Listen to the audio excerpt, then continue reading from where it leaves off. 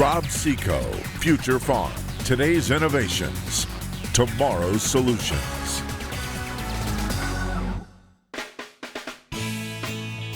You know, Todd, we're standing on Future Farm, and I look over Future Farm, and this field's been wet for like 40 days. We've had a lot across the Midwest, throughout the corn and soybean growing areas.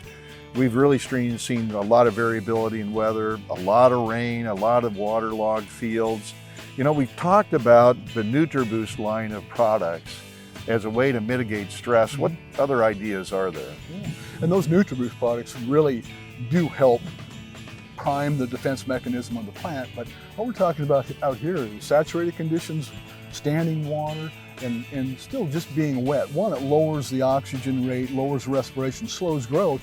But with all that moisture, it propagates and progresses fungal disease pressure. And so especially as we're sitting out here in soybeans, we're thinking about Pythium and Phytophthora. In corn, we're thinking about Phytophthora and Fusarium. And so we're thinking early rather than later is to consider maybe some fungicide applications to help alleviate some of that initial exposure and risk to those fungal disease properties. Well, like you said, it's better to get ahead of a problem than it is to try and react to a problem, correct? Always. Proactivity is much better than reacting, because if you react to a problem, the plant's already compromised. No, that's right. And so, I mean, we're also looking at a lot of late planting. And people are still planting today. Here it is, here it is the 20th, 25th of May, and people are still planting. How does that impact this?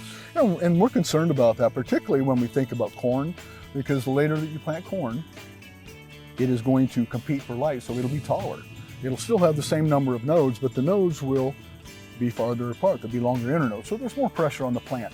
In addition to that, the plant will speed up its vegetative process. So after about the 10th of May, a corn plant will reach maturity. For every day that it's delayed, it will get to maturity with 6 fewer GDUs. So in 30 days, a hybrid will get to maturity 200 GDUs earlier. So it's really cranking out. And so can we help slow that down? Can we help create better respiration and better utilization of the sugar that it does create? Yes, you can. And fungicides do that. Number one, fungicides will lower the respiration rate of the crop, because that's actually how it controls fungal diseases. If you lower the respiration rate, which is the dark reaction of photosynthesis, what that basically does is it helps utilize the sugar and create more efficiency of that plant. And so a lot of these fungicide compounds have a plant health effect on the crop. So I think that in the late planted scenarios that we have, they're highly stressful. Fungicides are a really, really nice consideration.